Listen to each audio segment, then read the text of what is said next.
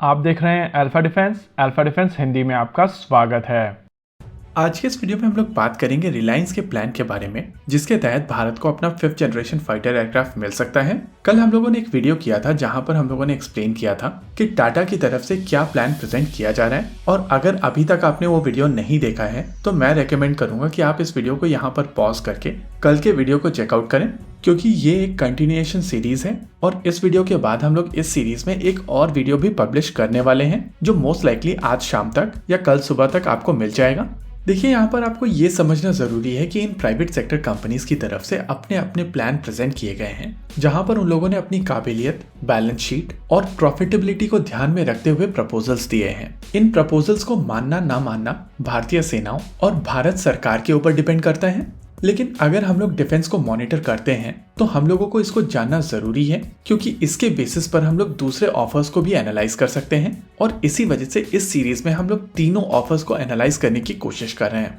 देखिए, यहाँ पर एक चीज और समझना जरूरी है। इस वीडियो सीरीज के दौरान हम लोग अपनी ओपिनियन यहाँ पर नहीं डाल रहे हैं, क्योंकि हम चाहते हैं कि आप फैक्ट्स के बेसिस पर चीजों को एनालाइज करें और अपनी ओपिनियन हमारे साथ कॉमेंट सेक्शन में शेयर करें।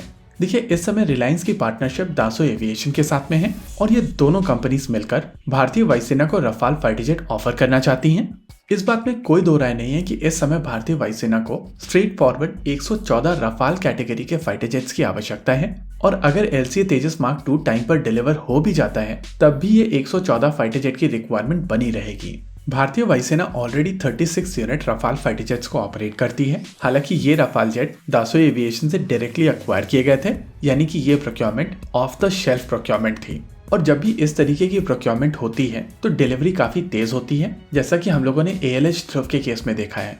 एनीवेज, रिलायंस की तरफ से जो प्लान प्रेजेंट किया जा रहा है उसके हिसाब से पहले 18 जेट्स दासो एविएशन की फ्रेंच फैसिलिटीज से बनकर आएंगे, और जब इन फाइटर जेट्स की डिलीवरी चल रही होगी लगभग उसी समय भारत में रिलायंस की फैसिलिटी को भी स्टार्ट कर दिया जाएगा, और दासो एविएशन की मदद से ये फैसिलिटी भारत में रफाल फाइटर जेट्स बनाना शुरू कर देगी। हालांकि शुरुआती fighter jet semi knockdown kits के मदद से बनाए जाएंगे। यहाँ पर ये सेमी नॉकडाउन किट का कॉन्सेप्ट समझना जरूरी है। बेसिकली कंपोनेंट्स फ्रांस में बनेंगे और उनको भारत में भेज दिया जाएगा, जिसके बाद रिलायंस की फैसिलिटी में इनको वापस से असेंबल किया जाएगा, और उसके बाद ये fighter jet basic ground testing के बाद में भारतीय वायुसेना को डिलीवर कर दिए जाएंगे। इन फाइटर जेट्स के अंदर कोई भी इंडिजिनस कंपोनेंट ऐड नहीं किया जाएगा, और जिस तरीके के फाइटर जेट इस समय फ्रांस में बनाए जा रहे हैं लगभग उसी तरीके के फाइटर जेट भारत में भी असेंबल किए जाएंगे। हालांकि over the period of time Reliance इस प्लेटफॉर्म को मास्टर करेगा और धीरे धीरे यहाँ पर इंडिजिनस कंपोनेंट ऐड किए जाएंगे। लेकिन यहाँ पर यह चीज समझना भी जरूरी है कि इंडिजिनस कंपोनेंट का मतलब ये नहीं है कि यहाँ पर डायरेक्टली उत्तम एईसा का प्रयोग किया जा सकेगा, बल्कि जो कंपोनेंट इस समय रफाल फाइटर जेट में यूज किए जा रहे हैं उनको इंडिया में असेंबल करके फिर इस फाइटर जेट में ऐड किया जाएगा, जैसा कि शुरुआती दौर में Su-30 MKI फाइटर जेट्स के साथ में किया जा रहा था।